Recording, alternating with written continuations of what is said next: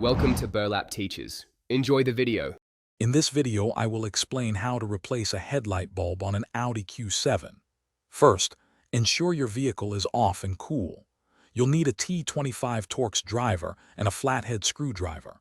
Begin by opening the hood and identifying the headlight assembly that requires a new bulb. Then, carefully remove the two T25 Torx screws located on the top of the headlight unit. This initial step is crucial for gaining access to the assembly.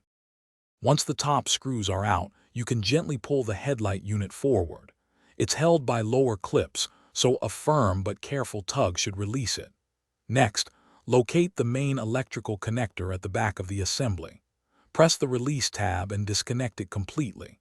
With the unit free, carefully place the entire headlight assembly on a clean, flat surface.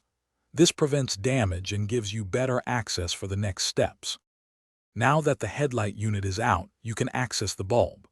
Locate the retaining ring for the specific bulb you're replacing, then twist it counterclockwise to unlock it. Gently pull out the old bulb. When handling the new bulb, always hold it by its base to avoid touching the glass, as oils from your skin can shorten its lifespan. Insert the new bulb, making sure it's seated correctly, and then twist the retaining ring clockwise to secure it. With the new bulb in place, it's time to reassemble. First, reconnect the main electrical connector to the headlight assembly, ensuring it clicks securely. Then, carefully slide the headlight unit back into its opening, making sure the lower clips engage properly. Reinstall the two T25 Torx screws at the top to firmly secure the headlight.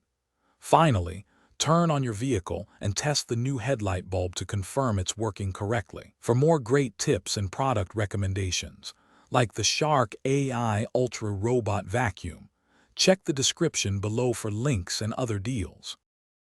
Thanks for watching. Consider subscribing if this video helped you.